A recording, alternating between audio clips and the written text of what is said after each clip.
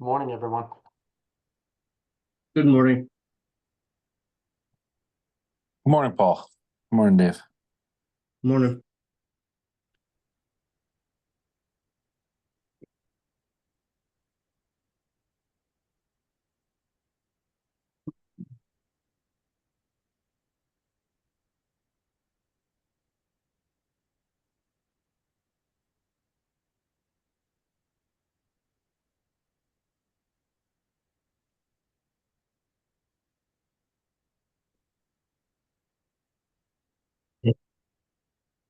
Good morning.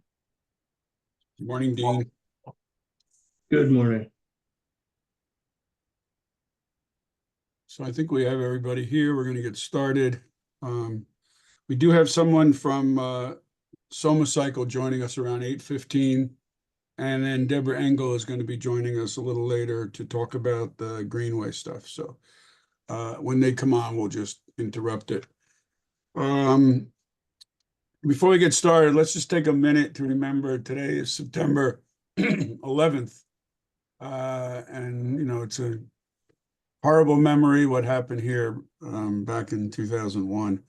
And we lost two of our residents, Douglas Cherry and Kristen Kristoff, to that World Trade Center murder.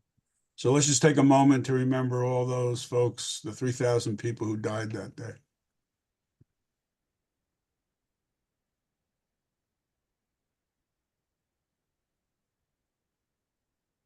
Okay, thank you. So we'll start off with public comment. I see Julia has joined us. I don't know if you wanted to say anything, Julia. We did get your email. Hi. Yeah, I did send the email requesting crash stats since I couldn't make it to the public safety meeting later. I'm not sure my video looks so weird. But my public comment is actually about the Greenway. So right after it was approved, I asked Patrick Wary you know, if what the design was going to be like, if it was going to be wide enough to be considered a multi-use path that accommodates both pedestrians and bicycles. Since you know, the design draft looked kind of narrow. And I had, you know, so I was trying to ask him and Deborah Engel for more details about the design draft. But the only response I got was, you know, he said, we intend to accommodate both bicycles and pedestrians. So then I noticed that the path through the parking lot is 6 feet wide, which is narrower than the recommended width for a multi-use path. So we're just wondering, you know, what, you know, how the design ended up narrower than intended. And, you know, I'm still learning how these processes work. So just wondering how it all works here. Well, you want to respond? Thanks, Julia. So we worked with, first of all, an existing condition, the parking lot itself, the geometry of it, that's the maximum it allowed, you know, while still maintaining necessary lane widths for proper circulation of vehicles so that we could stripe out the parking lot. So that's kind of what the parking lot yielded in terms of the Greenway. Now, I think the recommendation is for multi-use 8 feet, but that's not to say that you always have to have 8 feet. We've actually are working with our consultants, Dynamic Traffic, to, you know, to see what signage, for example, would be required to warn, you know, pedestrians and bicyclists alike, you know, in terms of a more narrow pathway. We have sidewalks throughout the township that are 4 feet wide, that bicyclists use, that people walk on. So in essence, that you know, it's practiced in our township every day, and I see bicyclists right now on the Greenway. So, you know, but in terms of signing it properly and you know, and identifying that, that's something that we're working on with our traffic engineers. Okay. Thank you. We're gonna move on to our first discussion item, and that's the Black Lives Matter park, painting on Springfield Avenue. Paul, I think we thought that we would have, paved Springfield Avenue by now, but we did decide to wait till next year and put it into one package so we can do the whole street. But the Black Lives Matter painting, striping is pretty worn off, and it is, for a town that is committed to inclusion and diversity and Black Lives Matter, it's kind of an embarrassment to keep it that way. What are our options right now? So if the committee directs us, we can certainly put together quickly an RFP and get some pricing from various striping companies. I expect the pricing would probably be in the neighborhood of $5,000 to $7,500 in that range. So it might be, we might get lucky and it might be cheaper, but essentially we would be paying that to have them do the work. So we could solicit that and get it done probably within 6 weeks' time. Nancy, any thoughts? What about the one on Valley Street? Our half of that one, I haven't really looked at it, so I'm not sure what condition it's in, but I think if we're gonna do that, we should get pricing for our part of that one too. Sure, we can include that.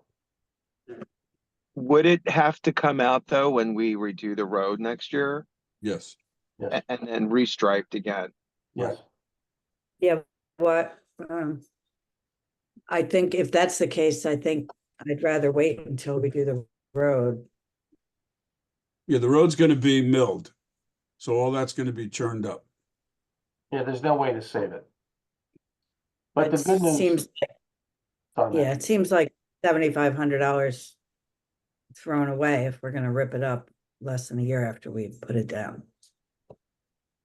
Are we pretty certain that we're gonna repave Springfield Avenue next year then? Yes.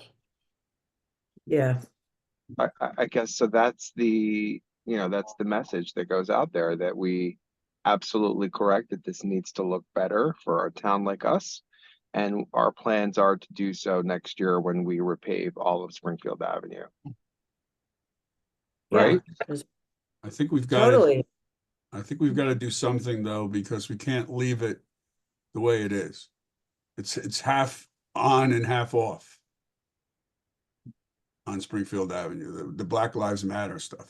Is there any way we can just, well, Paul, let me ask you, is there an alternative to, I assume you would be looking at vinyl Chloroplast. plastic, right, to put on there? Is there a way to put paint on instead? We could use, we have yellow paint at DPW, for example, and we could spray it. First of all, I don't think it's gonna look as professional. It wouldn't look bad, but it wouldn't look as professional as straight edge. And the latex paint that we use would probably wear away, given that volume of traffic within probably 2 or 3 months is my guess. So it might get us through the year. We could consider doing that. But certainly not gonna last a long time. But we're looking to do this paving in the summer of next year. We're looking at late spring, early summer. Yeah, that's probably what we're looking at. So we need something that's gonna last about 9 months. Maybe a little more. And you have the winter. Yeah. So, snow is brutal on asphalt. And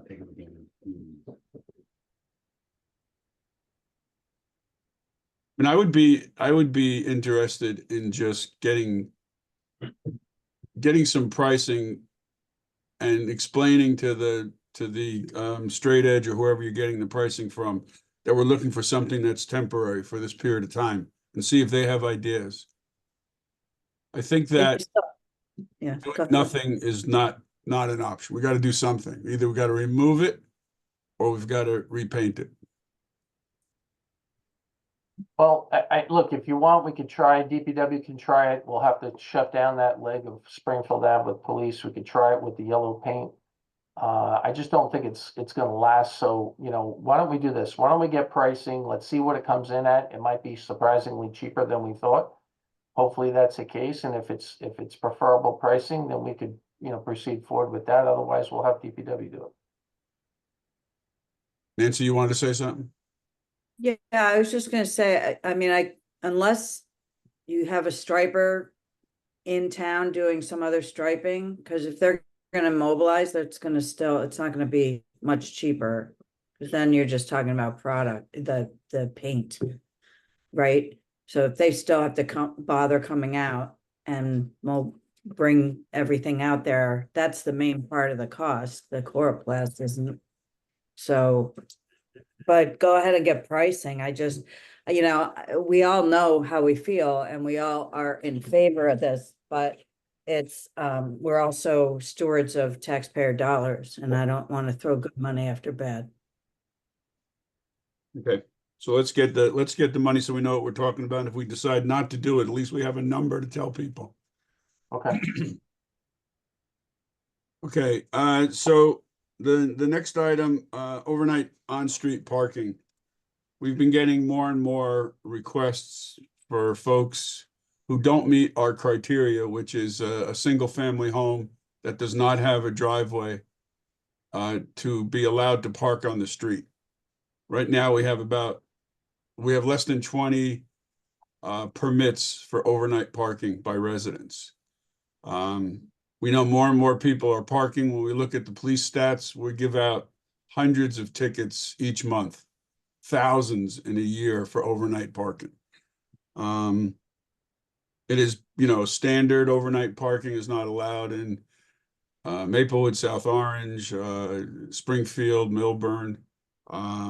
Generally, it's supported by the police not to have overnight parking. DPW likes it because you can do cleaning.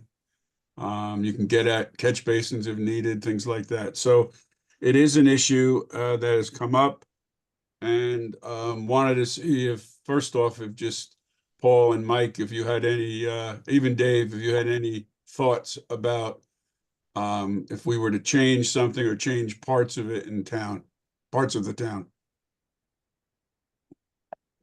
the answer is, I think, I'll just express my thoughts on this. I think the answer is we can accommodate, obviously, certain functions are gonna suffer from it, like street cleaning, right? If there's a way to alternate parking on certain days, that might be helpful so that we can still do essential functions like street cleaning. Snow removal is still a main issue. We need the cars off the street when that happens. You know, so that's my perspective. Mike, do you have any thoughts on that?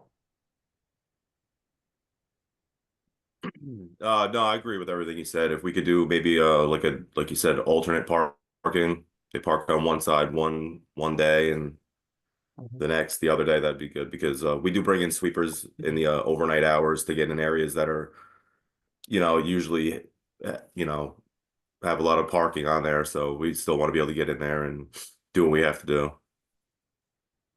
So the other side or the flip side of this, if we didn't do overnight parking, do we have public space that we could direct people to park overnight on a permit basis? And if we're looking sort of in the Van Ness area, do we have anything that's public space there that could accommodate overnight parking?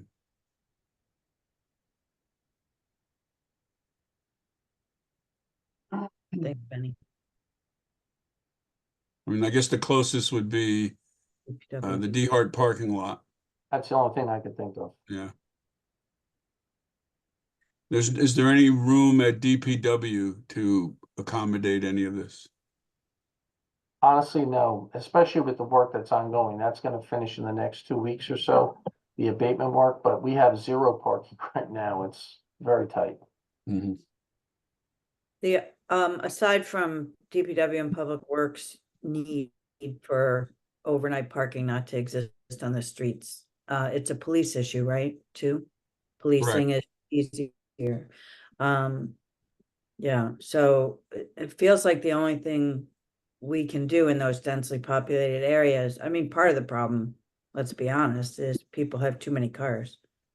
But You know, because you have a family, somebody came to us, said they have 5 cars and it's a 2-family house, and that's just one of the families. But aside that aside, there might be, you know, alternate side of the street parking. We're becoming more densely populated than we have been historically, so maybe it's something like that we could do, like they do in the city.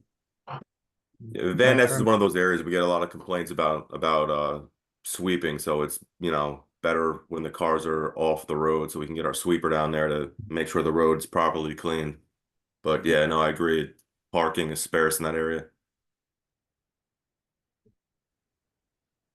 There was one thought that Jermaine, Deputy Mayor Cripe raised, and that was acquiring some of the land next to DPW, Maplewood Building Specialties. I mean, certainly we've actually been in conversation with the bank for a few years now. And it's under litigation, and we've looked at it for open space and potentially for affordable housing. But there might be some parking there that could be accommodated, but that would be down the road if this ever pans out with the bank. Basically giving us the property as a community benefit. Mr. DeLuca, there's also been a little progress with the Fresco site. EPA's been contacted, and there's an open conversation now. We're answering some of their questions, but we're still pursuing, obtaining that parcel. So if that is eventually capped and turned into, asphalt, that would be an available space down the line as well. Do you have any I kind of timeline? I'm sorry. Any No. timeline for that Fresco?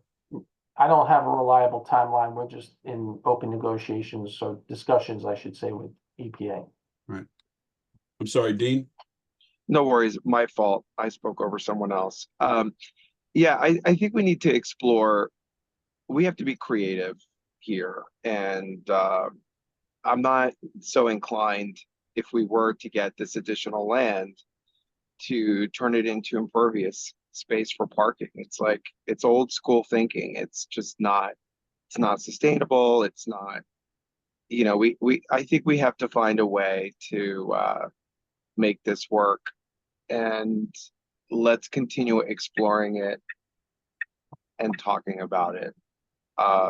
There has to be some sort of meeting of the minds. I mean, I know it's a public safety issue too, but people are also getting their cars broken into and or stolen in some instances from their driveways. So I think we just need to meet the need that we currently have. As Nancy said, we're more densely populated. We're also committed to more multifamily housing. We want to do affordable housing development in town. So we can't, we have to prioritize our values here. And maybe alternate side parking is the way to go, at least in this area. I don't know. We could keep talking about it, but we shouldn't take it off the table. Yeah, no, we're gonna be bringing it up at public safety tonight too. So, Yeah.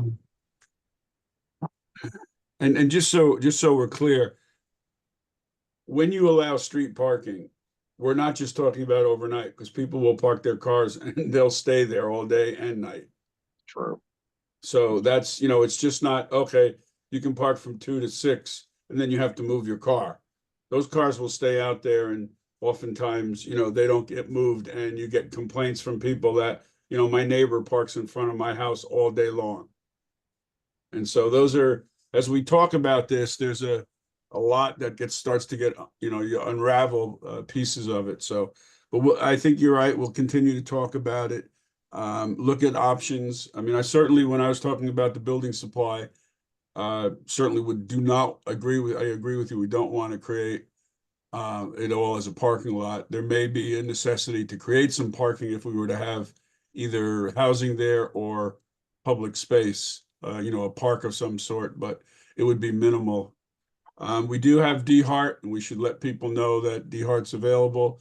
We do have, for people who are on Tuscan Road and even Brown, we do have the ability to put people in the park at in the parking lot near Maple Crest. for overnight parking. And those are rentals, that's $50 a month on a subscription basis, so.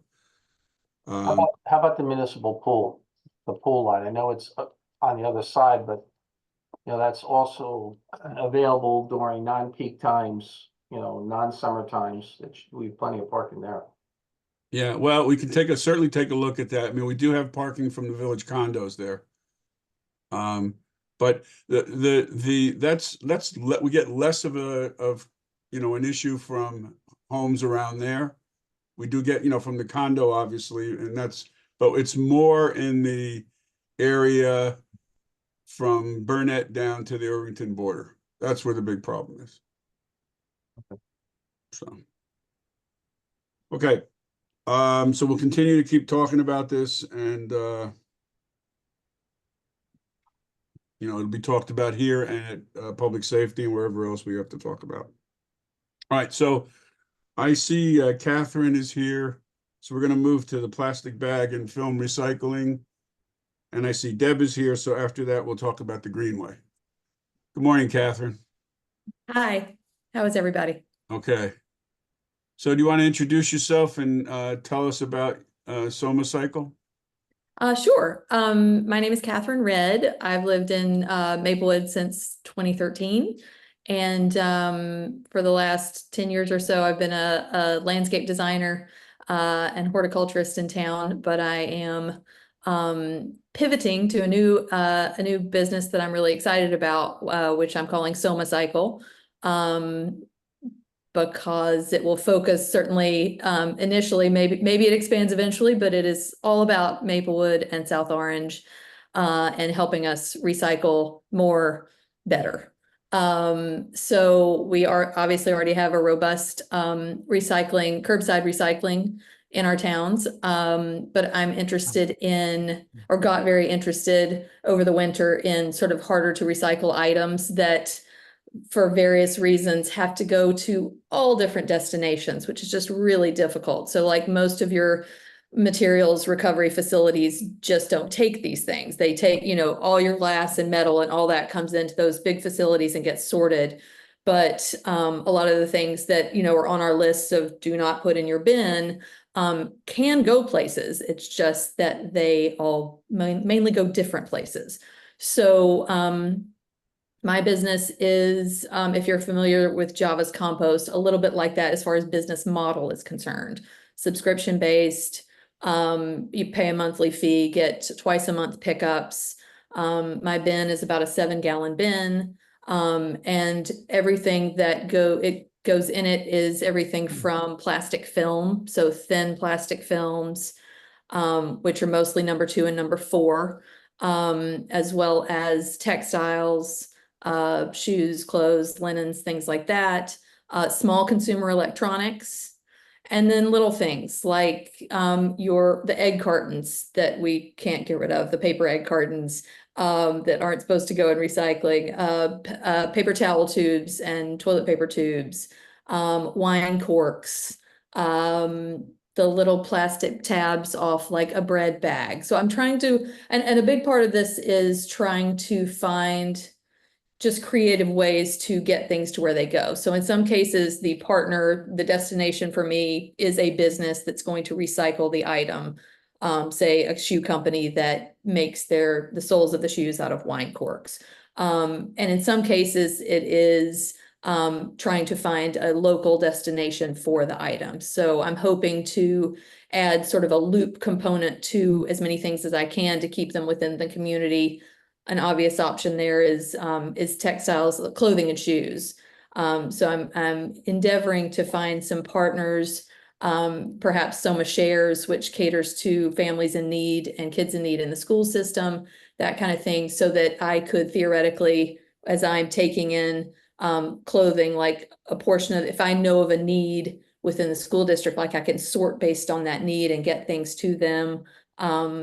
So that's the idea as well. So I'm trying to make it sort of a multifaceted thing that will help get more recyclables out of our waste stream and also feed back into the community where possible. Thank you. Sure. And there is a website that you've put out. Yes, I'll put it in the chat if I can Okay. figure out how to do that.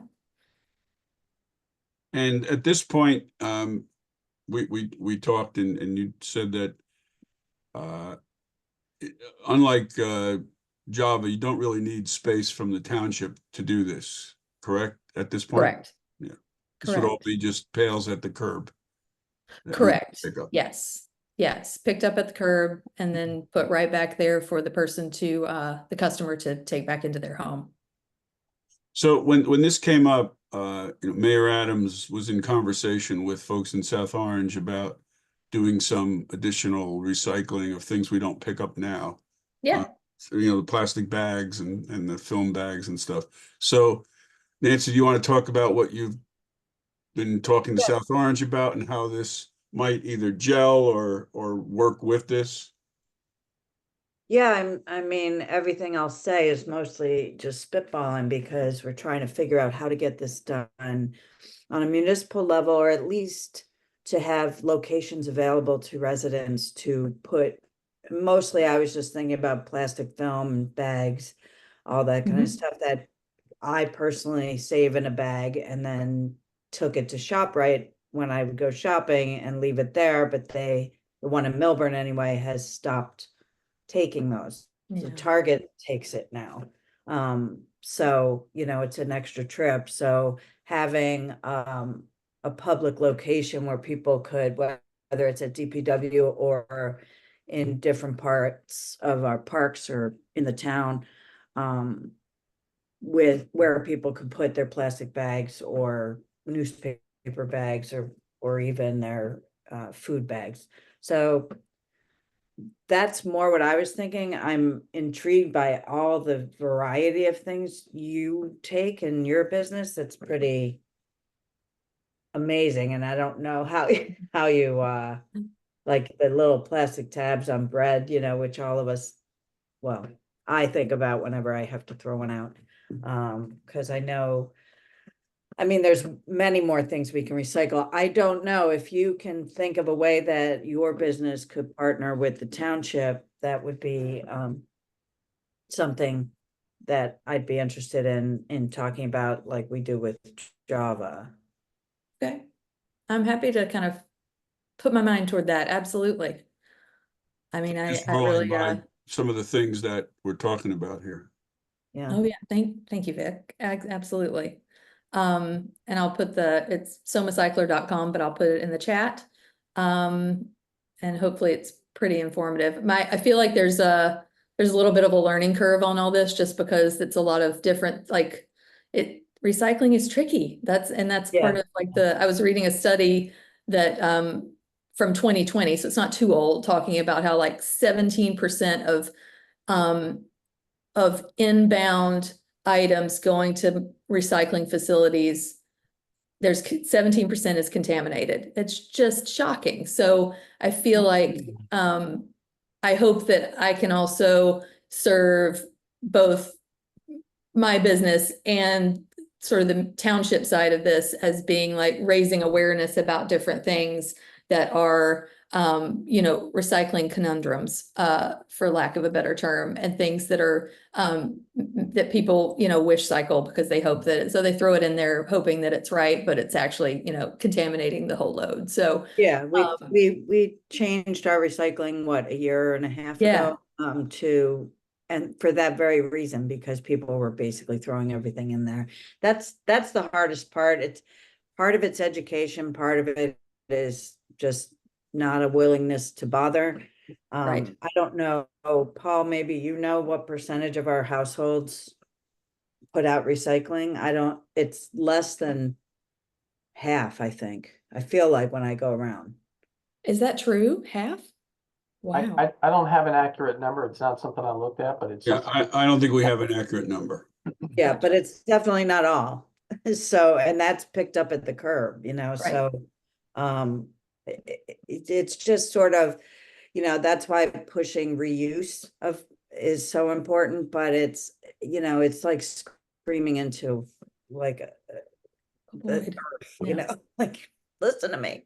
Yeah, and the trick with a public collection place, as I'm sure you've seen when you look at a recycling bin, probably at Target, or at your grocery store, whatever, is just getting people to abide and not throw their soda cup in with Right. what is a recycling container. So the sorting of stuff like that is tricky, just because there's not full compliance. So hard to Yeah, regulate. always.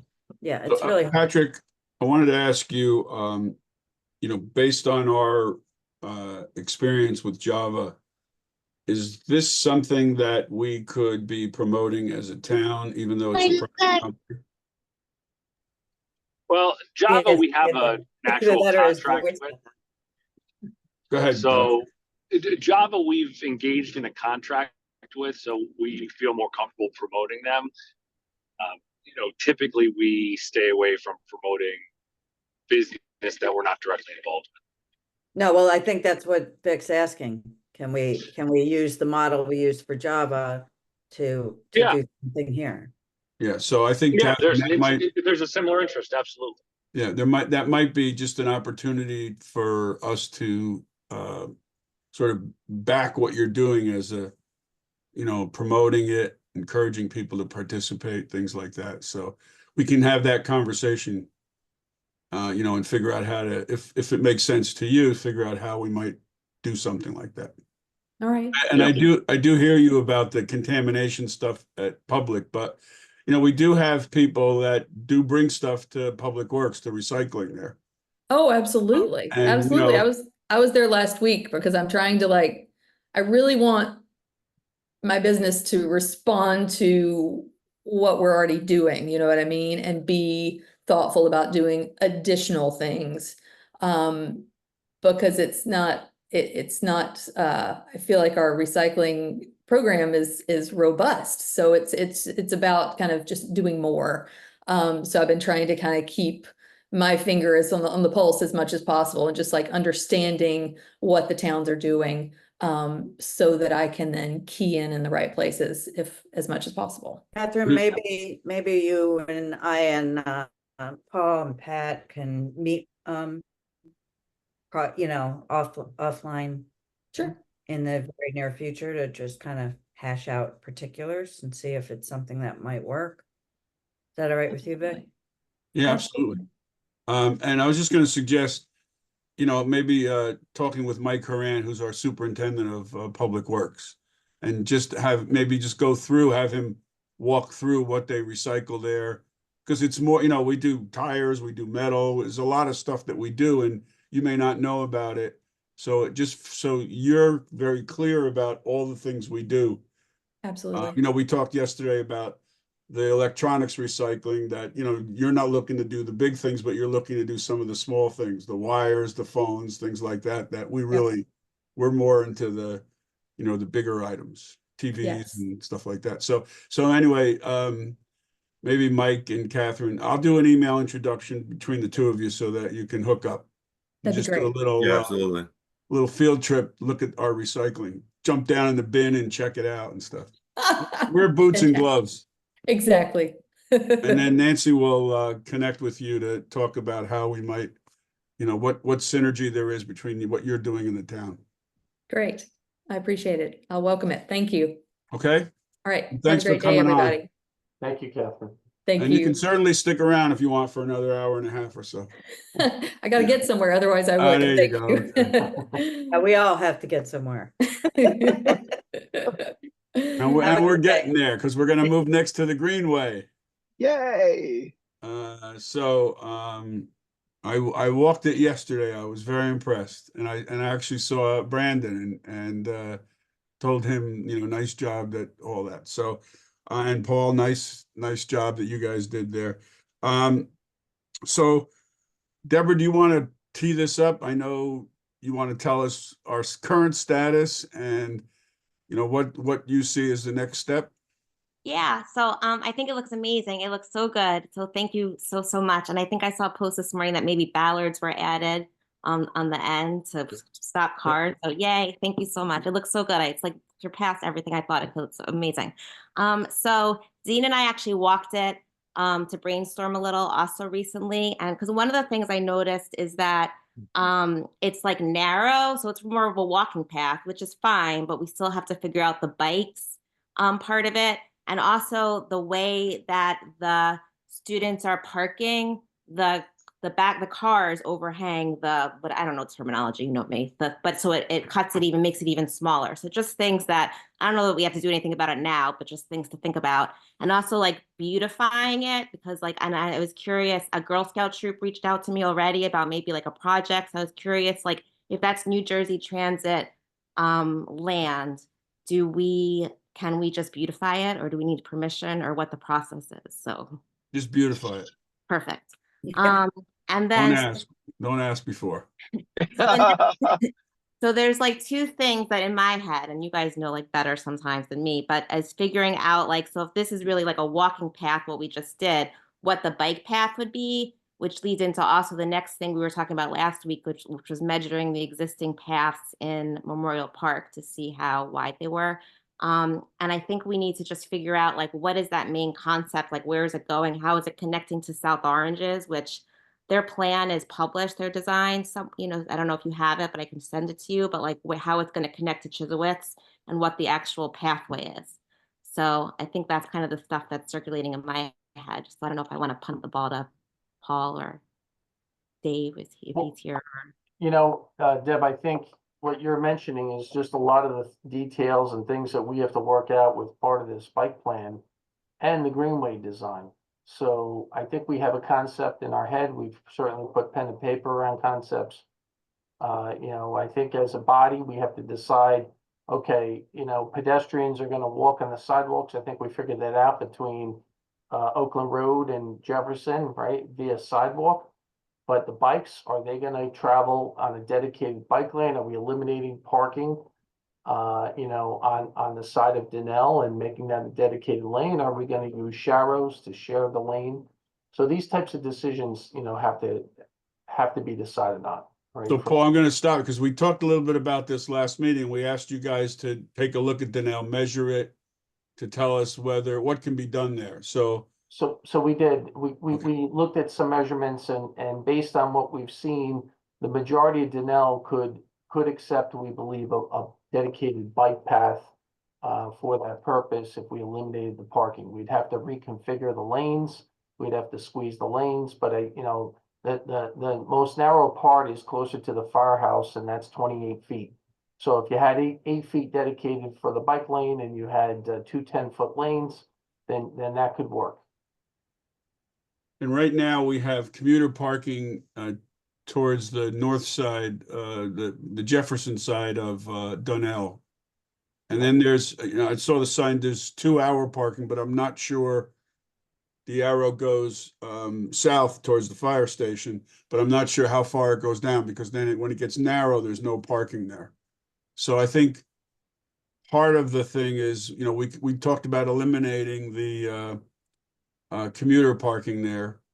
I don't know who parks. I know the houses on the riverside have, generally large driveways and parking areas in their back. The ones on the train side have less space. So we'd have to have conversations with people on the block about what the impact would be with eliminating parking. But I think we want to talk about that. Now, there is a bike lane that's on the other side of the tracks on Donnell, and it's signed up. It's signed that if you come out of Chesowitz and make a right, go under the bridge and then make a quick left on Donnell there between Jefferson and what is the next one there? Trying to think where, I guess West Parker and Jefferson. That we do have a bike lane there. So, what we're talking about is if we don't want that, what's existing and maybe improve that, then we'd have to put no parking and a bike lane on the east side of the tracks on Donnell.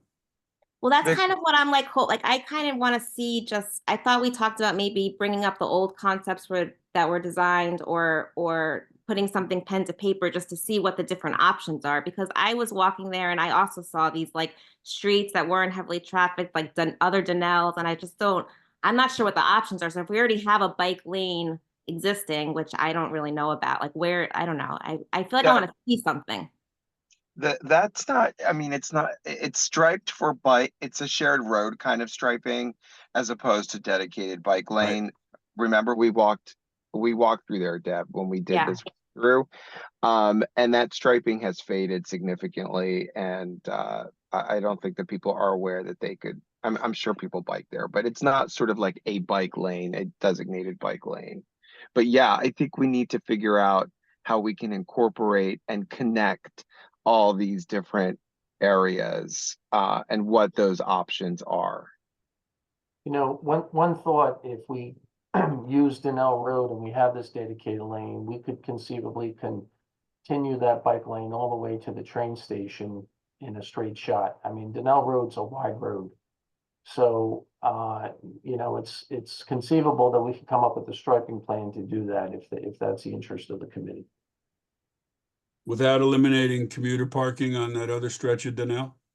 Well, that's something we'd have to look at more closely. I didn't get that detailed in our analysis yet, but you know, that there's still work to be done, but yeah, that's something that we'll look at. So by next meeting, we could come up with some additional detail, maybe even a concept sketch to work with. Yeah, why don't we strive for that, Yeah. that you guys do that.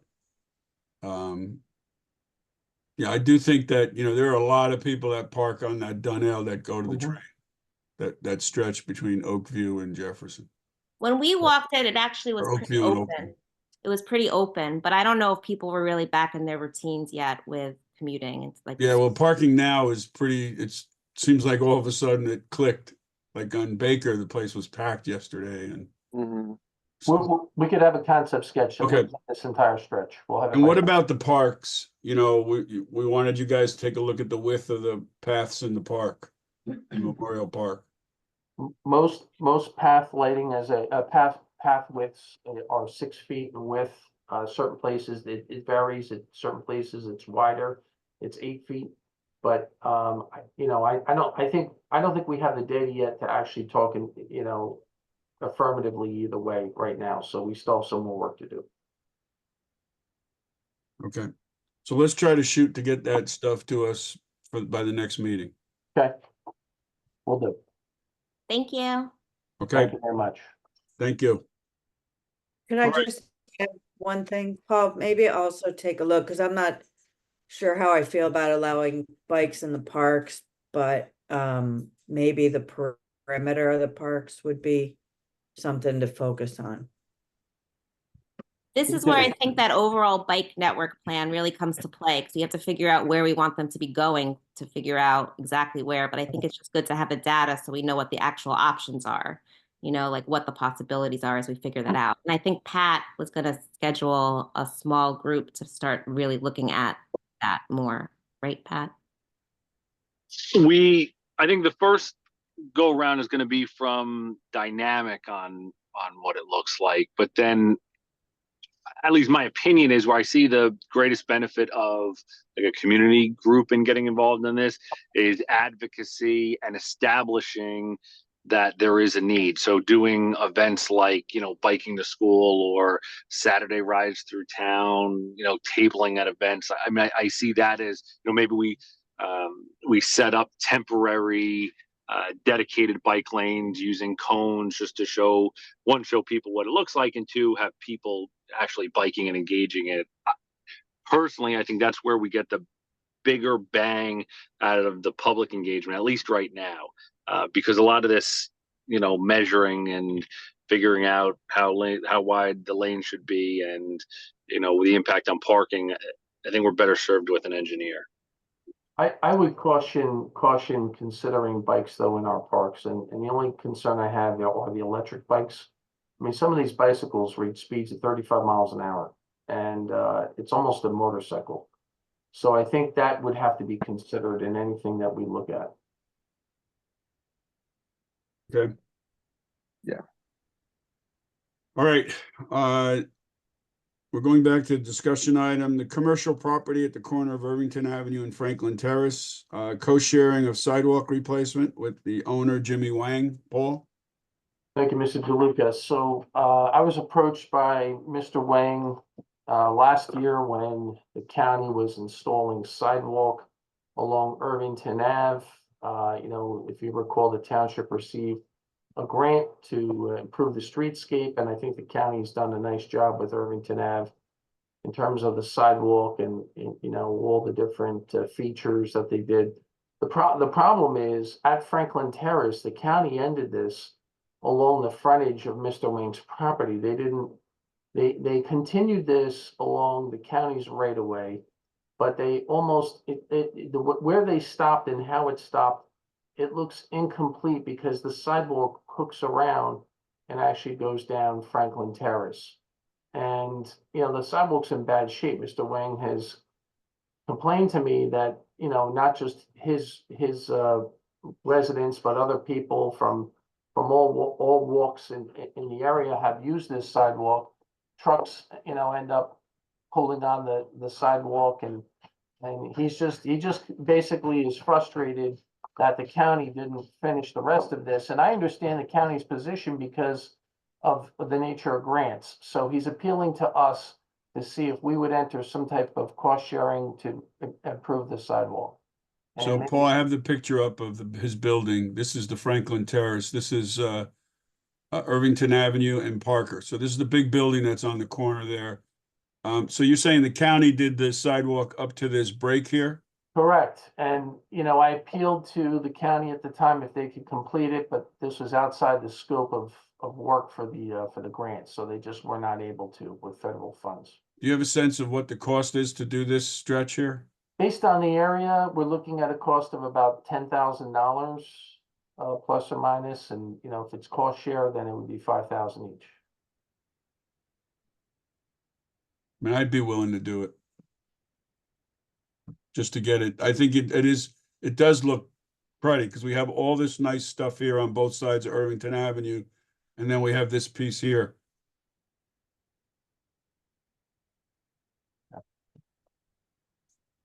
Nancy, Dean?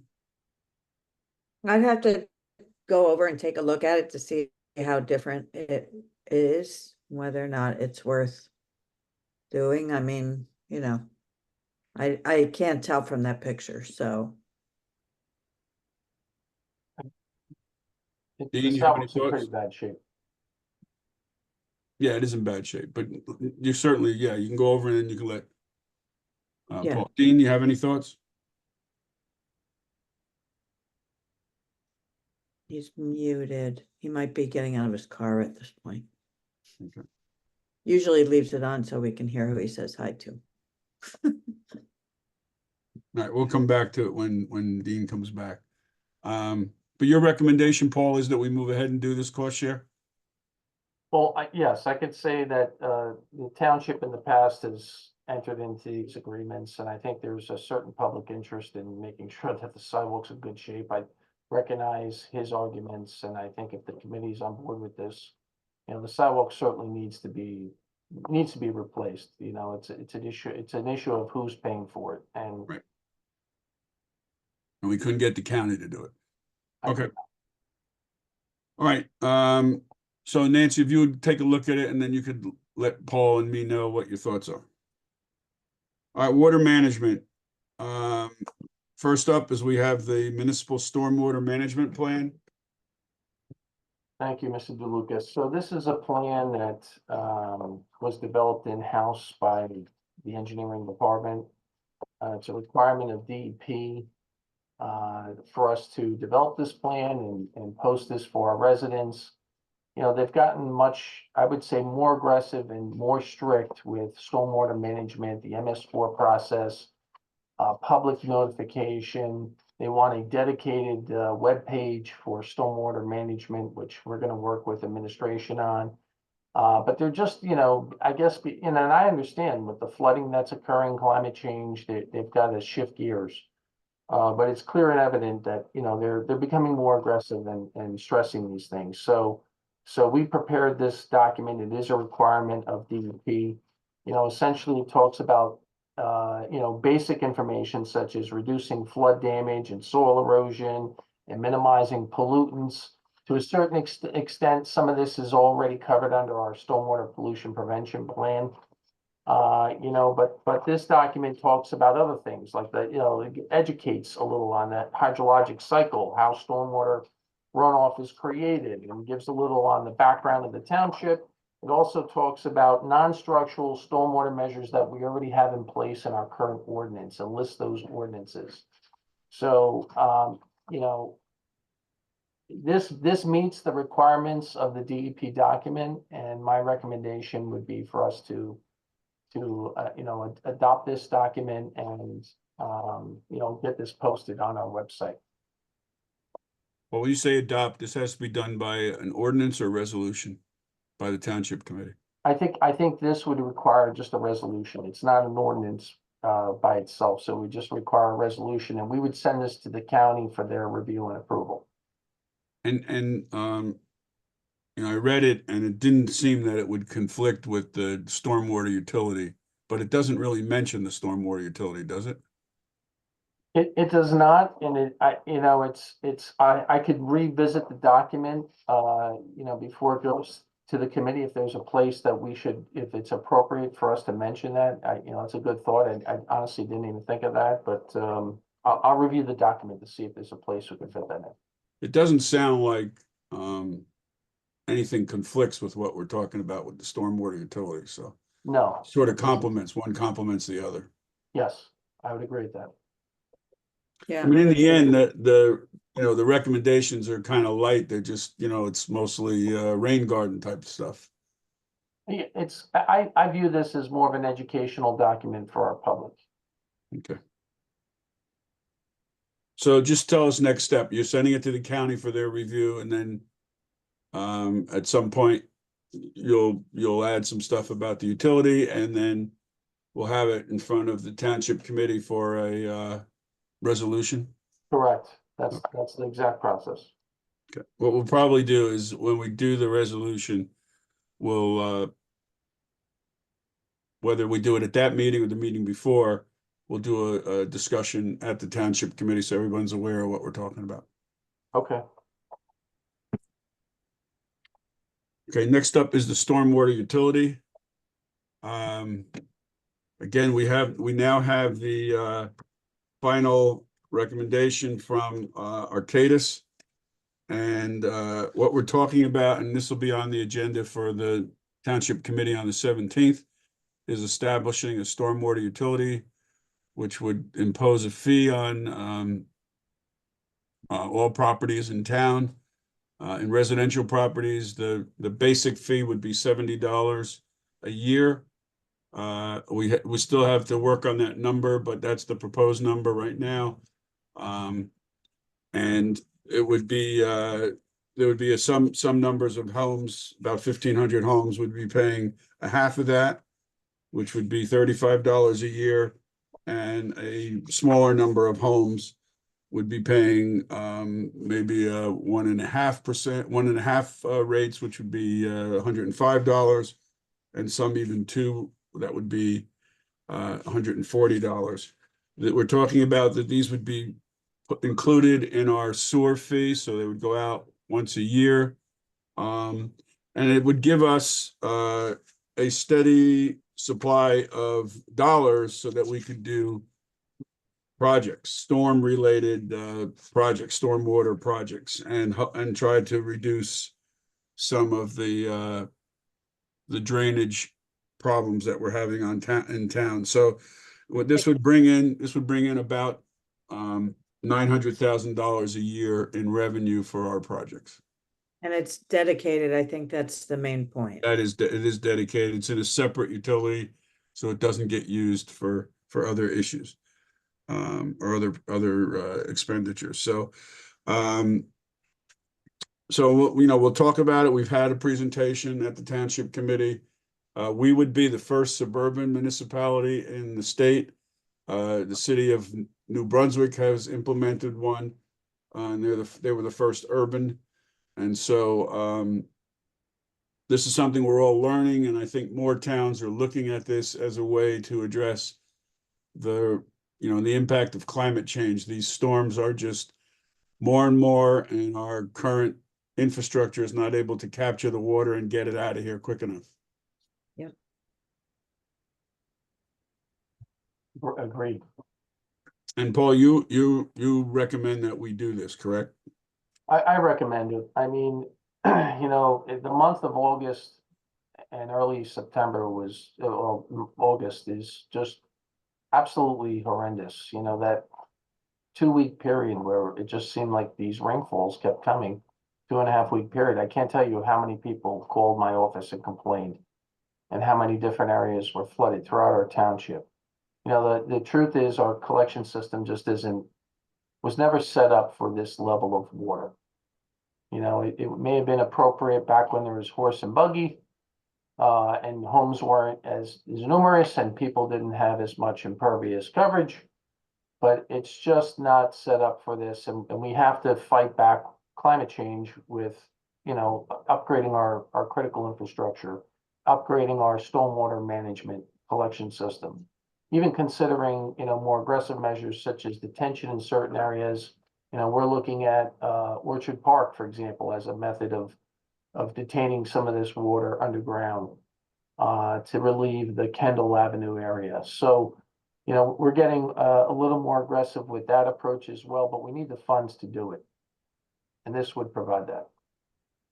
And one of the things that the municipal stormwater management plan talked about is, you know, essentially we have two waterways that our stuff drains into: the Rawway River, the East Branch of the Rawway River, and then the Elizabeth River, and that's the Lightning Brook. And you know, when you look at our town, pretty much everything from, let's say, maybe Prospect West is draining into that Rawway River, and everything on the other side of Maple Crest Park is draining into the Elizabeth River. And you know, we've got a lot of water to move into those waterways.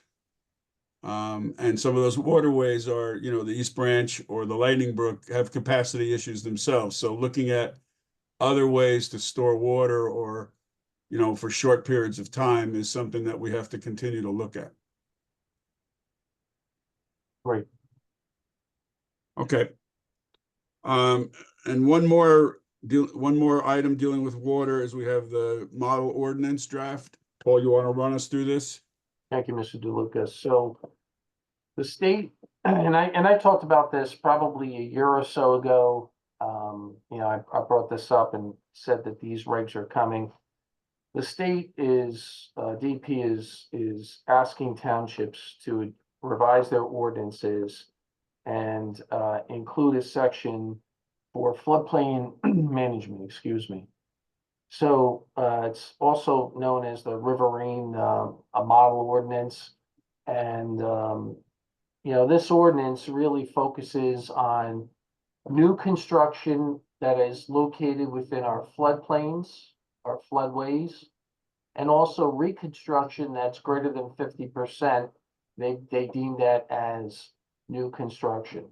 And what this ordinance does is it establishes, you know, freeboard, which is a distance that is above and beyond what has been studied and estimated as, for example, the studied, you know, floodplain elevation, right? So it adds freeboard to these numbers so that future construction can be safely done and constructed safely in these areas without the jeopardy of flooding. You know, this climate change, they're recognizing it as obviously being real, and this is their answer to that, you know, being conservative by providing these freeboards. This document also, you know, appoints a floodplain manager. It requires a floodplain manager. And at the present moment, I would be listed as the floodplain manager. So it could be someone like Darius as well, if the committee chose that, you know, as a person. But you know, this floodplain manager is looking at applications for new construction or reconstruction that's greater than 50% in these areas. So do I think that there's going to be a slew of applications? No, I don't. I think it's going to be somewhat limited, and it's going to be properties that are located in these floodplain areas. Now, if we wanted to build a structure in Memorial Park, for example, which I don't see happening, but if we wanted to build something there, we would have to look at this, you know, and make sure it complies with the regs. There's existing regs already that we have to concern ourselves with, but you know, this just expands those and provides additional safety measures.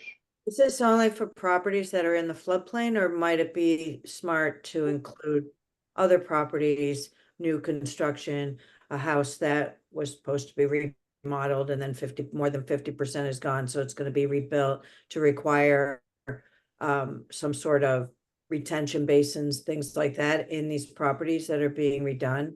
We just had a subdivision up on Roosevelt at planning board last night, for example. Yeah, so Mayor, this, yeah, that's a very good point. So this ordinance does not specifically talk about the need for detention per se. It's focused on elevating structures above the floodplain and elevation. But there's other DEP ordinances that could govern that. If it's considered major development, then they would be subject to the regulations and have to consider water quality and water retention measures. So Can there's we get, can you find some of those to, I feel like it goes hand in hand. It doesn't make sense to me because the construction in floodplains is rarer, but there's construction all over where and more impervious surfaces being put in where that's, eventually the water gets to those floodplain areas. I feel like this is we could do this hand in hand, makes sense, but Well, DP developed the model ordinance and it does not conflict with their current requirements and regulations. It's supposed to mesh with these regulations. That's why we use the base model ordinance and revise it to our standards. So, well, everything you mentioned is already covered. If you're developing in a floodplain that has 50 acres or more drainage area, it's a regulated activity. Maple Terrace, for example, is one of those places. So, you would have to go to DEP and secure these permits that are required. So you would be subject to all of that and they would review it. However, in that subdivision that Nancy's referencing and is making a very good point here, last night at the planning board, the owner's attorney represented that this complete, demolition and subdivision was not subject to the new stormwater regs at all. Do you recall that, Nancy? I recall that. yeah, and that's why I'm concerned. I think, yeah, I agree completely. And that's why, I want to get something done sooner than later because this is just happening more and more, I feel like. Dave, let me just mention this before you chime in. So Well, if, can I let's just bring us back to this ordinance, because this ordinance, you've worked on this with Annette, it looks like, right? yes, Okay, so is this ready for prime time? Are you ready to have this moved forward? again, Darius is also an option for the floodplain manager. He has a CFM certification, but if the committee wants me to be the floodplain manager, I'm fine with that. But either way, that's the only thing that comes to mind in terms of the document itself. There's a lot of working with code enforcement and citations, and that's the only reason I'm bringing up Darius. I'm not trying So, to. has this been looked at by our attorney? So this is what I would suggest. Number one, on the question of who's going to be the floodplain manager, Patrick should weigh in and make a decision, and he can talk to you and Darius and make that decision. And then let's have Jennifer take a look at it, and once it's ready to be considered, we'll put it on for discussion and then see if we want to introduce it. Okay. I mean, there's not that many homes that are in the floodplain, but certainly the homes on Dunnell would be affected. If they did 50% or more, they'd have to raise it, and the freeboard.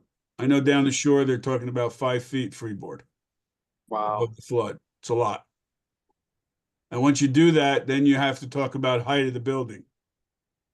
Because now you're raising it and, can you accommodate, the 2 stories or 2.5 stories that people have here? So. Okay.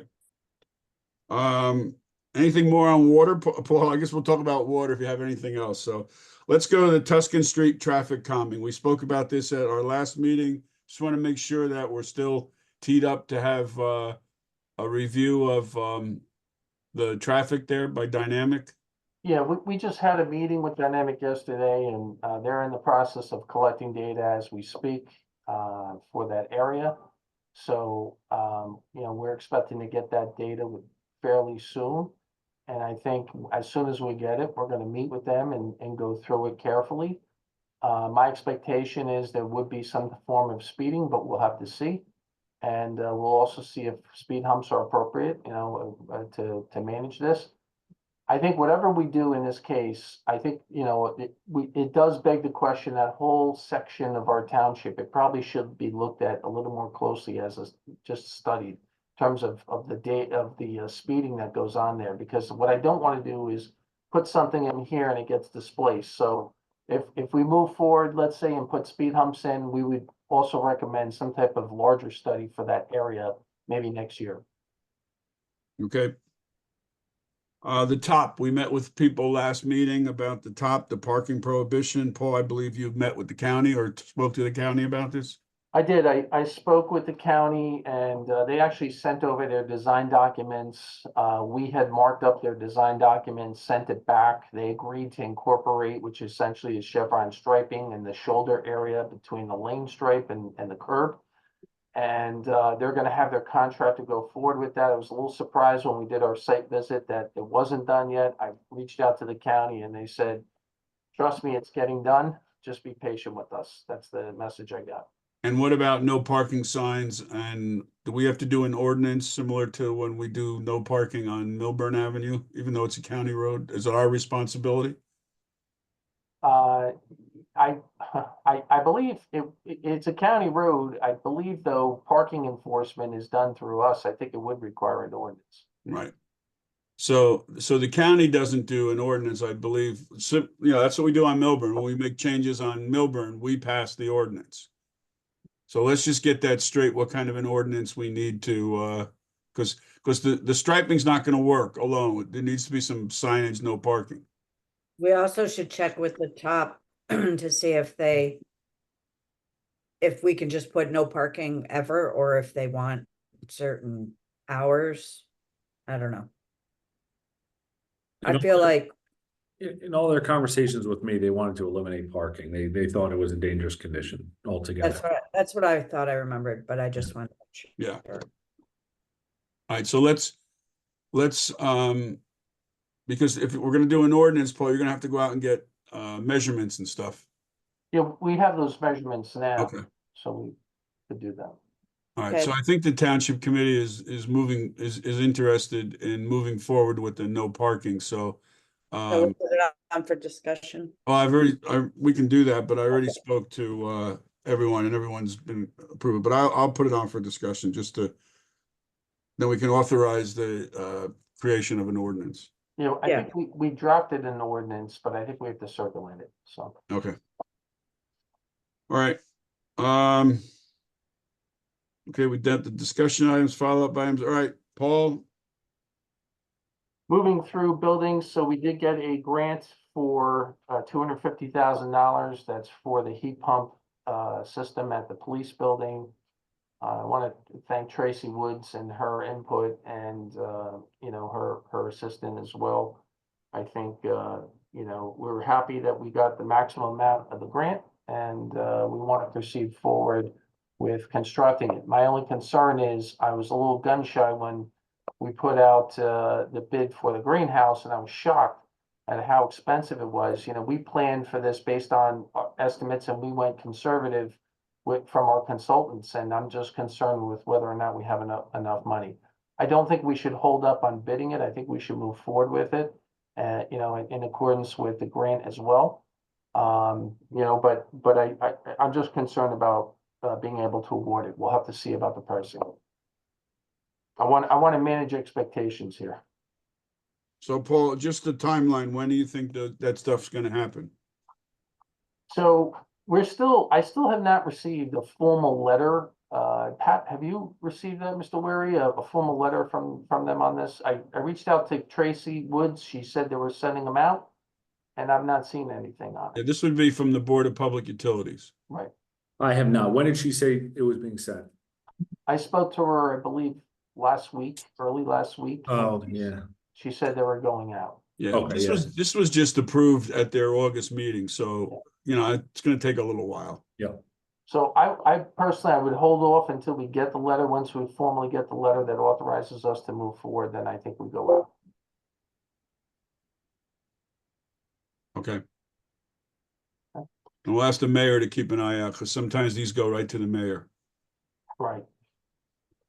The DPW yards, so, you know, it's funny, I think with the months of banging from the bucket truck and, all the work they're doing out there, we've become oblivious to the sound.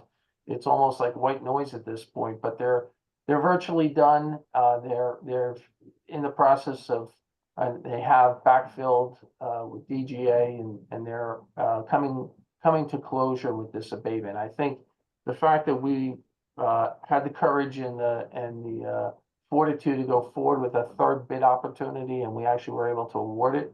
I think that helped us, because if we were trying some type of injection system, we'd be here for years, many years, and still playing, you know, dealing with DEP. So the fact that we went in, grabbed that contaminated soil and brought it out, I think that was the right approach towards addressing this issue. So in the coming two weeks or so, we expect that this project will wrap up, you know, certainly before the end of September. I know that bulk day, we had shifted that as a result of this, and there was some confusion on that. I apologize, but you know, we're gonna work that out, and it should work out seamlessly. Town Hall, I think the only thing that really comes to mind with Town Hall is the greenhouse, and we have money for the greenhouse skins. The concern is the heat. And, you know, I've been in touch with David Nile and other people who manage the you know, garden club. So we're looking into options for that, including extending gas main across the parking lot and bringing in a high efficiency boiler. The problem is we're running out of time. The weather's going to start turning, and, you know, we may have to make certain concessions in terms of the usage of the building until we get that boiler in. There's also a funding issue that we you know, have to talk about, but. Anyway, Just one other thing on Town Hall, you haven't forgotten about that Yes. wall behind the American flag in the meeting room. It's oh, peeling. we did look at that, and I don't know, Dave, has you or Scott been able to prepare an RFP for that area? Didn't with the somebody paint just peeling? work on the plaster in town hall, so, and They they just did, but missed we that didn't see part? it. Yeah, that wasn't. I know. I mean, really, like, we almost can't say the Pledge of Allegiance with a straight face, because every time we turn around. I All don't, right, yeah, so it's being worked on. we're working on it. And Oh, we also approved some change order, something for the front steps. Is that correct, at our last meeting? So, yes, so that change order was, there were three change orders with the step in the front. The last one, which is what you approved, was the controller for the decorative lighting. It's already been installed. And, you know, it's fairly nominal. The project is still under the 20% amount, and we're closing it out. Okay. Paul, can I just go back to the chamber? So did we close out the plaster project? They got their final payment? Yes. Okay.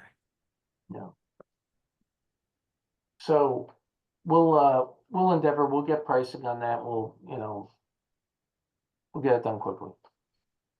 So going just to the greenhouse again. So last meeting, we decided to go, you know, with the gas heater. We got a communication from Woolly Fuel after that meeting asking us what's the story. Has anyone communicated to the Woolies about our decision? Beyond what I've already done, no, but I will reach out to them. I meant to do that. I Okay. haven't been able to do that. I'm sorry. Okay, the Woodland. So, Mr. Berry's been working at the Woodland in terms of the stage, the curtains and that redesign. Dave, you want to give a brief update on that? Our consultants working to finalize that design. We're about 3 weeks away from having something ready to bid. What are we doing there? So the scope is removing and replacing the entire rigging system. That's entirely outdated, very unsafe, structurally not secure either. So we're looking at reinforcing some of the structure, and having an entirely new drop system for all of those curtains there, while also replacing all the curtains with red and black. And this is from our design consultant, Patrick Weary. Thankfully not. Well, didn't you pick the colors? In the first go round, we matched the existing so that I didn't. Ah. And I think we talked about red too, but no, we hadn't gotten that far in the last, All right. The other thing I want to note in terms of the woodland is obviously the work that Margaret Hickey's doing. She's looking at numerous issues with the building, not just one issue. You know, there's a structural issue that we're looking at with the roof. She's in the process of working with structural engineers to have that analysis done. And I have been corresponding, Mr. Berry and I, with her on the doors. And she noted that the existing doors are actually a wood laminate that have a wood core. So she has a product that she's, I think, endorsing with one of her contractor contacts. And you know, she's thinking of presenting that to the HPC as an option. This product is not a wood product. It's actually I believe, a synthetic product, as I understand it. And it would be more resistant to rot and insect damage. And she believes she could have that approved. So, you know, it still begs the question, what are we doing with the side lights and the structural reinforcement there? You know, it's an ongoing thing. It should not be this complicated. It should not take this much time, but it has. So. And she is presenting to the township committee Tuesday night. As part of the agreement with the grant, she has to make a public presentation, and that's when that will occur. Okay. And she did send around the report. It is very comprehensive. And I haven't seen the money yet, but it's probably going to be very costly.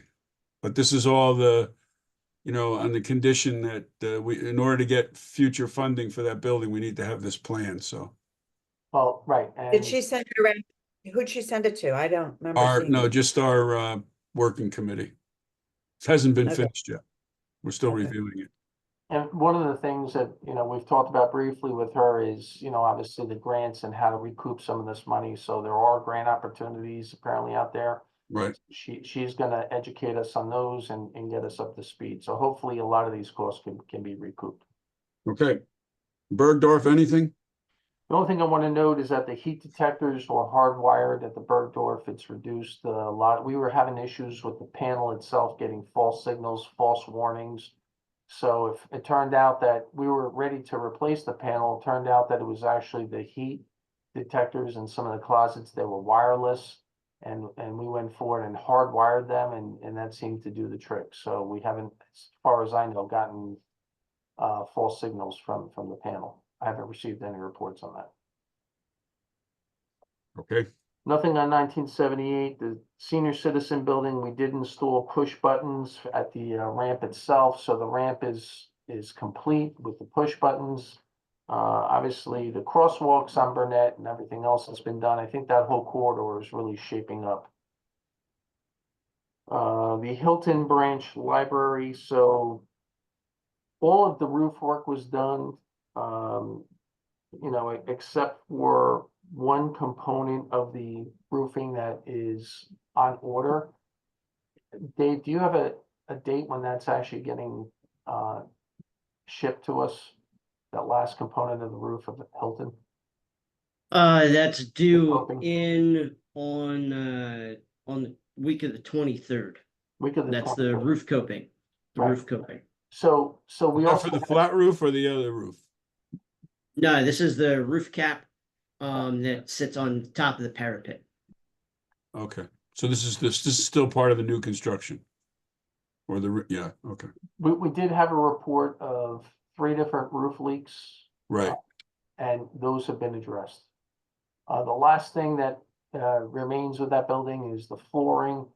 And the PO, I think, has been sent to the contractor. And Dave, do you have an update on that? That's also on the schedule for the week of the 23rd. Thank you. We know what you're going to be doing that week. Okay. Thinning my hair. Losing her hair. Like me. Library construction, so, you know, obviously they're working towards opening this building. The sewer lateral connection is still not complete. I am concerned over that. You know, this is typically done much earlier in the process and it still remains incomplete. So, With that, they have terminated the contract with the plumber. And so they're bringing in a new outfit to do that, that's great. I hope. No updates on the Civic House, and in terms of the firehouse, we're working on bid documents that include the roof replacement for the smaller firehouse on Boyden Avenue, so among other things. So we're not quite done with that, but we'll be getting that on the street in the near future. Parks maintenance, Mike, do you have anything you want to note on parks maintenance? The only thing I really have to note, I mean, we've done several lighting upgrades. We've transitioned over to LED in a lot of the parks. All of Memorial's now LED. I think there's 3 heads that need to be replaced. We have DHart scheduled for lighting upgrades over there, as well as Walters Park. Myself, Paul, and Deborah Lyons walked a portion of Memorial yesterday about the new path that we're going to construct. I think that's through the AARP grant, if I'm not mistaken. Yes. So that work will probably begin sometime the end of September. But that's all I pretty much have in the parks. Thank you, Mike. Just No to give a problem. little background on that, sorry. Just to give a little background on that, you know, it was determined based on the pricing that was solicited that there just wasn't sufficient budget for a contractor to complete this. We're still waiting for some pricing, but the budget is roughly 3 times what the grant amount was. And, you know, we've offered for DPW to actually build the pathway in the park.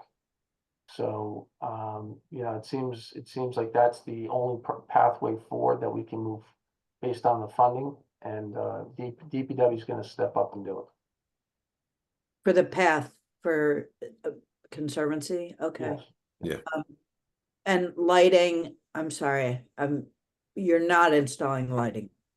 We have 3 light poles that are in stock that match the current fixtures out there. It probably needs a 4th one. I think Mr. Rand's going to order one more. You know, but we will have the lighting in place. The question is the power source. And there's a bigger issue with the available power that's in the box that's in between the basketball courts and the tennis courts.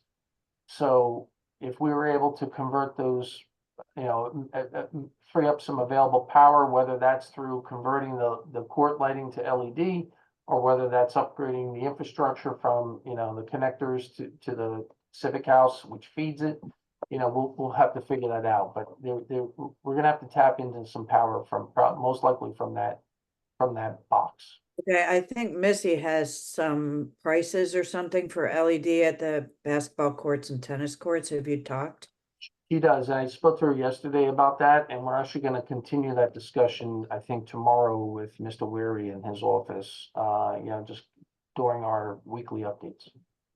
And was an analysis done with regard to the lighting for the path, to how much spillage there is from the lighting on Valley Street and whether? Yes, yeah, Okay. there was a lighting analysis done by Jennifer Ryan and Deborah Lyons, and based on the readings that they secured, the area is less than the half-a-foot candle that's typically recommended for parks. So it's significantly less in some places. But we're not all the paths in the park aren't fully lit now, right? Well, actually, DPW has made a point to convert over to LED lighting in the parks. We own the lights there. And the vast majority of the lights are on. We made sure of that before we did the lighting study. So I think that in total, there was only 3 lights in the entire park that were not functioning or working at the time when the measurements were taken. I think the only path that doesn't have any lighting is the path along the valley because of the ball field. Okay. So we talked last meeting about DeHart. What's the timeline? You guys are putting together some RFPs. So we prepared an RFP, we circulated that, we did receive pricing, there's one, we're still, we're still going through the analysis. Dave and I have a meeting actually tomorrow to go through, the RFPs. We do have one company that we believe we're gonna select to move forward with this design for DeHart. Assuming that that works and we can move forward with them, then, I don't recall the time frame. Was it 120 days, Dave? I don't recall what we had in the RFP for the design. Do you recall offhand? I believe you're correct. It's 120 days. Okay. So we're looking at a certain window for the actual design. There's going to be public comment. There's going to be discussions with the committee. There's going to be internal meetings. But, it's a fairly aggressive schedule to complete the design for DeHart.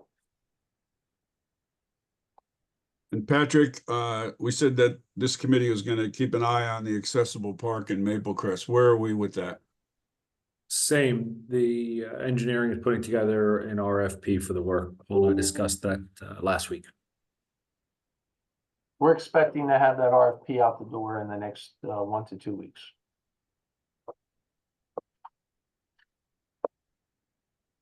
Okay, thank you. Let's go to roads or anything about the pool? I have nothing to Okay, add. let's go to roads.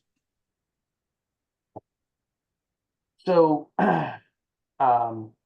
obviously, DPW's been hard at work in terms of overlays. We're somewhat limited because the budget for roads, the overlays was limited based on the emergency work at Nelson Place.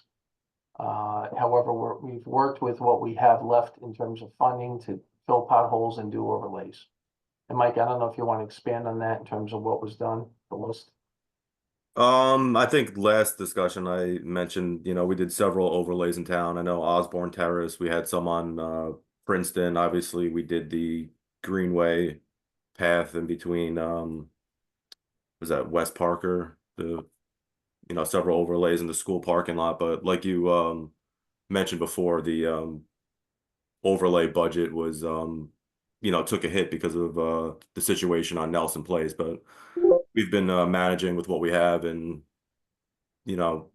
trying to Maximize it. maximize the budget. So, so that's DPW. In terms of our road program, we've completed the paving of the roads for the road program this year. We still have punch list work and there's still striping improvements that are being made. I honestly, I think there's a lot for us to look back on. Some of the residents, in particular on Porter and other areas, had some comments in terms of notifications, public notifications, and I think there's always areas where we can improve. So we're going to reflect on that to see, how we can work with the contractor on improving that. There were some, I'd say, mistakes made that we could get better and get right. But overall, I think the paving was good. I think it was completed timely. I think the road surface was actually well done from the contractor JA. So West Parker, we're still working on some striping changes there. But largely the work is complete. And Paul, it's much better when we get this stuff done without the weather pressure. So it's good that we kind of have this pattern now of trying to get this work done in August, September. I agree. Yeah. And it's not just that, it's also the schools. We want to try to Right. get it done in the summer when kids are out of school. Right. Did you do bike lanes on Parker, like we talked about, and striping? We did the study for Parker, but we have not made any improvements on Parker. Oh, were you talking about West Parker and Maplewood Ave there? No, Parker, where all the intersections are, where we've been talking about traffic calming and speeding and all that stuff. And then we talked about that it was wide enough for bike paths. And that when we paved it, we would stripe for bike paths. So We didn't pave Parker, we didn't pay Parker this year, Oh, I thought you just said Parker. West Parker. West Parker. Oh, West Parker. Okay. My bad.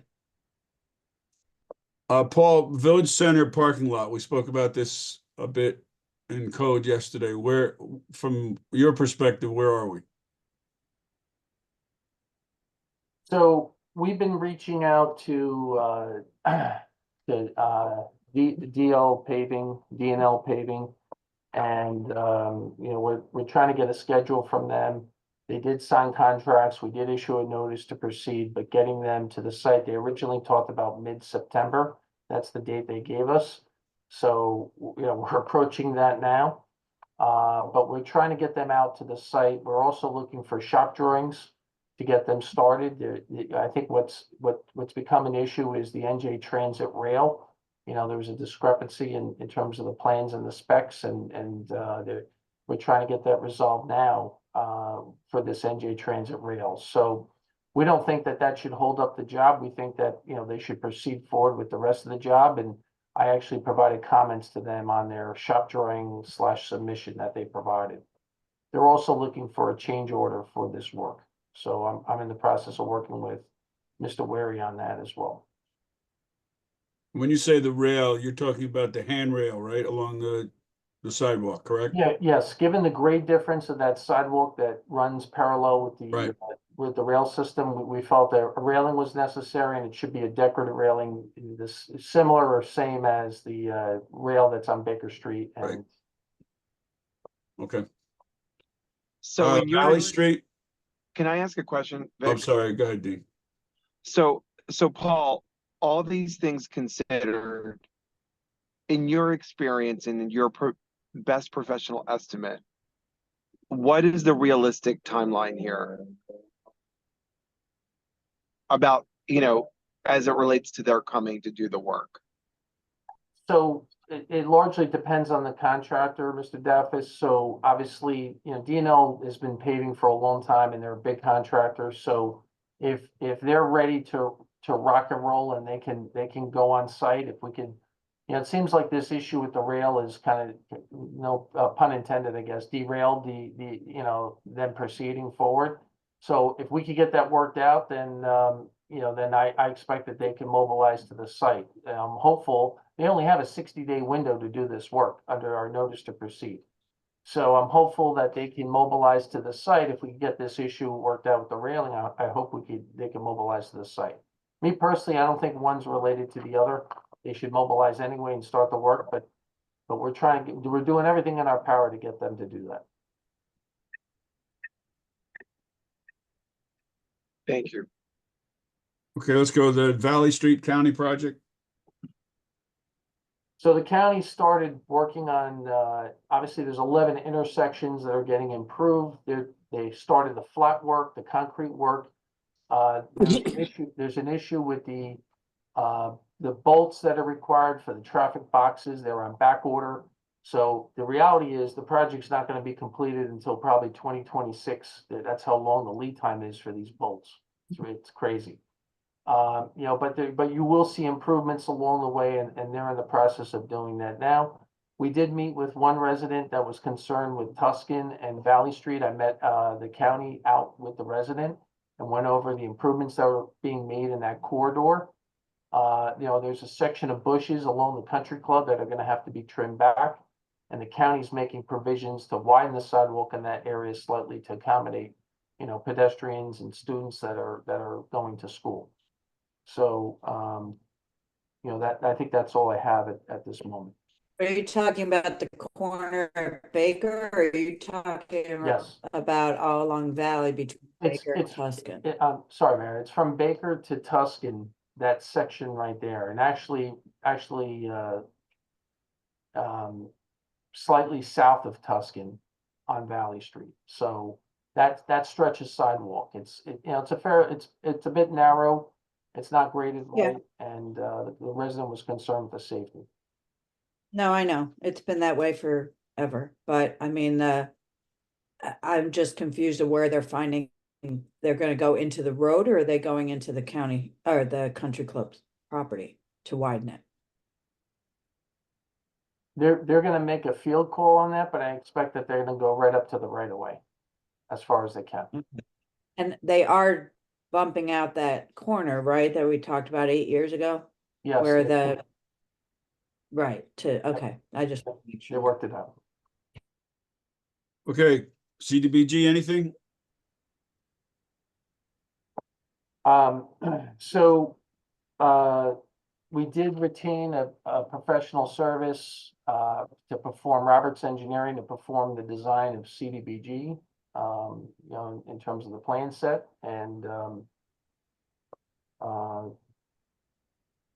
you know, I don't think I have any more updates other than that. So Roberts is engaged. They're about 3 or 4 weeks out from a final design. I believe Scott and I are going to reach out to them for a prelim design in the next week or two. Thank you. I will note that we do expect the senior bus from the 2023 CDBG to be delivered by the end of this month. That's the latest I heard. Might be the first week in October, but we're actually, as of right now, the gentleman is here now putting in the EV charger at DPW. So Okay, anything else on anything safe? Routes to school, nothing. the only update I'm gonna give you is that there has been some action. The state has accepted the proposal from GPI, but they forwarded that to the feds for review. It's all paid through federal money, so we know that process when it goes to the feds takes a long time. And you know, but we expect hopefully sometime in October that we'll hear from the feds and whether or not we can proceed forward with authorizing them. Okay. Anything more on stormwater or sanitary sewers? Other than what was discussed, no, I don't think I have anything to add. Where are we with the work that McDonald was looking at the Boyden Avenue? And then they were looking also at the smoke tests and stuff? So there's really three projects that come to mind. One is the lining of the siphon on Maplewood Ave. So the plans are essentially complete for that. We'll be looking to put that out on the street shortly. You know, in terms of the Boyden Ave properties, we had check valves proposed at one point, but then we revisited that and we decided on moving forward with smoke testing to identify illicit connections. They actually set meters, 7 different meters throughout our township, and they're in the process of measuring those flows. So they've been authorized, they're proceeding forward with that, and they set the meters. So that's where they're at with that. And in terms of red zone robotics, the field work has been done. It's a matter of now, you know, massaging the data. There was an issue with some of the survey work, but that's really between red zone and Mott McDonald in terms of, you know, how the elevations were measured and there's a discussion on that, but we're trying to get that finalized as well. We're pushing to get that done and wrapped up. Just on the flow meters, I mean, we heard that last time, so, you know, let's get a date when we're gonna get that information, because it just seems like it's hanging out there, because we still have to have this policy conversation of how we're conveying to the public this any smoke tests, and why we're, you know, doing it where we're doing it. Okay. We'll hone it down for sure. Okay, traffic calming? So, so the traffic calming bid package has been awarded to AA Berms, and we're looking to have a pre-construction meeting in the near future. I don't know if we have a date scheduled yet with Juan yet, but, you know, we're looking to get that done. Now, is that more than just the replacement of the speed humps? This is the Academy, Okay, at Academy, the bump outs, and it's also the crosswalk on Newark Way in front of Artie's okay. Restaurant. So that's what this is. But we also reserve monies to move forward with Irvington Ave. I've been trying to get a hold of people in Newark that I can talk to try to discuss cost sharing. You know, we prepared cost estimates for what our contribution would be and their contribution, and so far it's been flat. I have not been able to reach people to have that discussion. So They have acknowledged the design, but in terms of the cost sharing, I have not been able to make progress on that. So I'll continue to push for that. Just going back to what the mayor brought up before about Parker. You know, back in March, we authorized the contract with Dynamic to do the study, and I believe the study was done. Where are we now with it? So the study is done, you know, and in terms of the plans, Dave, what is the status of the plans? Do you recall? For the bike Oh, lane on. No, just Parker? in general, just traffic calming on Parker. They were gonna do the study and give us a comprehensive look of how to deal with traffic. I think they gave us a draft set. We have to go through the rest of the plans and. Okay, so we heard that last time, so that's gotta become a priority. Because we promised to those folks that we would do something.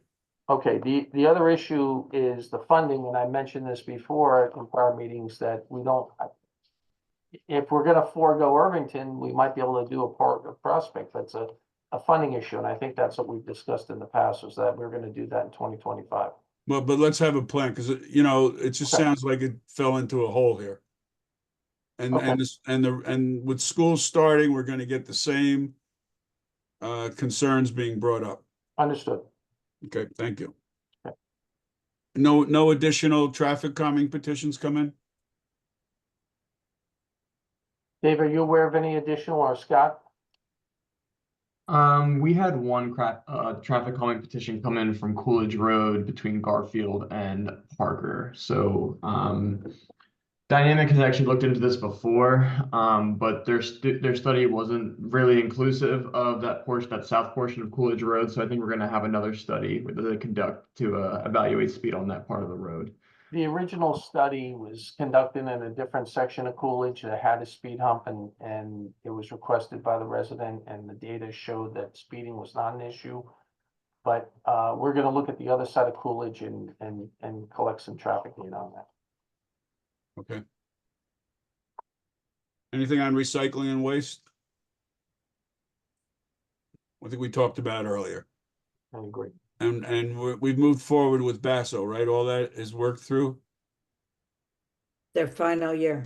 He's agreed to you know, continue terms. I don't recall if we passed a resolution on that. I'll double check that. Okay. No, I don't think so. I don't think so, and I'll add it to my list for next week. Paul, if you can get me what needs to be done. Jitney, Mike, we doing well? Yeah, everything's going well. The jitneys, I communicate with Pierre regularly, and he hasn't said anything contrary to that. I see more parking by the train station. Baker now seems to be full. Is the jitney ridership going up?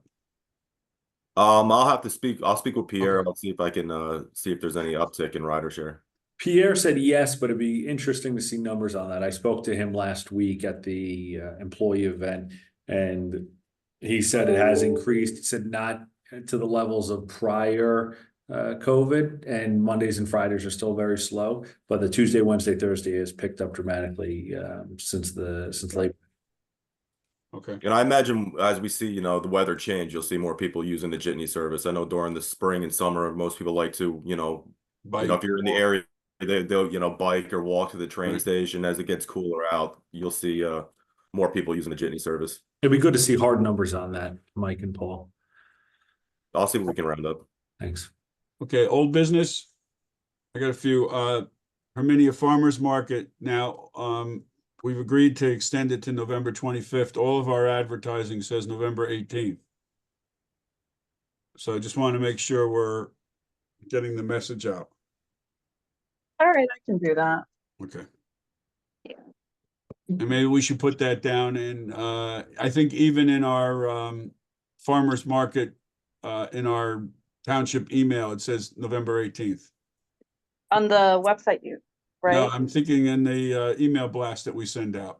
Oh, okay, yeah, So you might want to talk to Miriam about changing that. yeah, all right. And then what's the status of our street tree planting program? Are we going out to bid again this year? It's out to bid now. And, Okay, we've and been- what is the plan? How many trees do you think we're gonna be able to plant? Do we have a final tally on the number? I think it's fairly similar to last year. Mr. Barry, do you have that number? Uh, I want to say it was about 150 trees. 150 trees. That was park trees and street trees. Can we follow up on the trees that PSE&G planted? There's a couple that are just dead because we talked about this before, the residents not aware that they should water it. So a couple, like one near the corner of Harvard and Prospect is dead. I don't know if we want to put that on those places on the list or contact public service to see if they, can replant the ones they planted.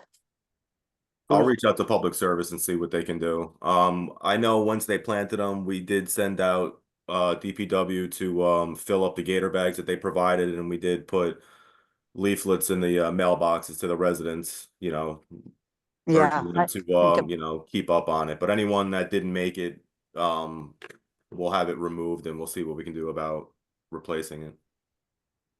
okay. And let's, when we're thinking of the trees, there's still a lot of areas on the east side of town that needs tree planting. I just looking at it in terms of general trends, I think we should put some more money in the street tree budget as well, because I just feel like there's more of a demand for the street trees. There's just so many, they were decimated for so many years. Yep. And what about the park trees? Do we have funding? Are there any being planted in the parks, or is that not No, needed right now?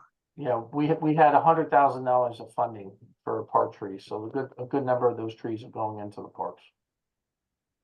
So just a quick revision. It's 150 trees for the parks, and then for the street trees, we have about I want to say 80 trees. So. But what I'm saying is that ratio, we need to revisit, and probably I'll make a recommendation to bump up the street trees. Because I think we just need more street trees. Is there any way we can, I don't know if it's ever done in a road program, but when we're paving a road, is it possible to add a component of a road project to incorporate tree planting on that road while they're there digging up? Yeah, I think there's a possibility of that. Most paving contractors aren't going to be the ones doing it. They're just going to sub it out. But it would save us. It saves us the step. So Yeah.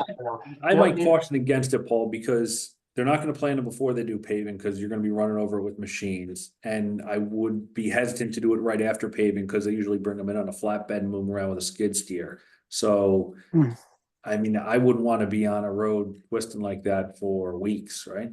All right, and the other, that's a good point. And the other part of this is that, the timing. So we don't always have that information available 100%. I don't want to hold up the road bid for it, is what I'm saying. So we try to pave in the summer and plant in the fall. Yeah. Okay, any new business? I do have one thing to note. There was a request for a crosswalk at Park Road near Town Hall and Valley Street. And in the past, I've received requests for this. I've denied them based on sight lines and distances and safety concerns. I did discuss this briefly with Dynamic. They looked at it briefly and they feel that there probably could be there are sufficient distances. I don't know if I feel comfortable with it, quite frankly. So I'll have more discussions with them on that. There's also a discussion in front of Town Hall of having some type of mid-block crosswalk. Your sight distances are improved, but I don't know if that's an aesthetic look that we want in front of our building. And I don't know how much it would actually be used. I completely agree with you, Paul. I don't think they should do one a mid-block in front of Town Hall. I would disagree with Dynamic because I remember talking about there's that curve coming from the light. And then, I don't know that we want to take responsibility and put it in a crosswalk where it's not 100% you know, well, not 100%, but you know what I mean? It's not do. expected, it's not safe, and then we're just encouraging people to use it. People can walk to existing crosswalks. Can't have crosswalks all across every place people want to cross. That's on them if they want to cross illegally. On the park side of Valley, isn't there a curb cut there for a crosswalk? Yes, There's one. There is. The county installed that when they paved Valley Street, I think. by, it was by the entrance to the, in between the park, Yeah. the two courts. And then legally, you could cross, even absent a crosswalk, are you permitted to cross at an intersection? Right? So, Sorry, Mr. Wade, DOT promotes crossings, safe crossings at intersections. There are circumstances where it's not safe, and the county's position at the time, because I questioned them on this, the position, because I advised against installing that, but they did it anyway, and their answer was, well, this is required by DOT. yeah. So, I don't They know. actually did that at a couple places along Valley where we don't have Right. crosswalks. There's a few down by Park and Hmm. Gerard and those places, so I see people crossing there frequently. all the time. Yeah, so it's, you know, what's more dangerous? Adding a crosswalk and concern about sight distance, or, you know, leaving what we know to be people crossing there and existing curb cuts without striping? But a crosswalk basically says this is a safe place for you to cross. Fair. Well, look, we're not gonna solve this now. And, Yeah. and, we don't have time to really get into it too much more. And it's a county road and, you know, we should talk to them more about it. You know, I agree. There's tons of people that use the park that cross there and commuters. Mhm. So. Any new business? Paul, you have anything else? That's all I have, Mr. Doolittle. Thank you. And, Julia, you wanted to make a comment? Yeah, thank you. I wanted to ask, you know, there's discussion of the Parker Ave plan and the townwide bike plan.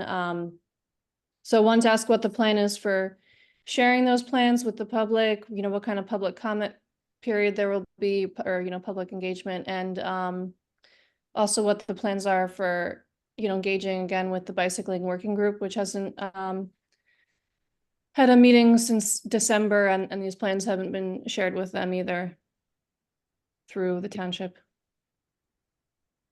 Patrick, We what's don't. the status of your working group there?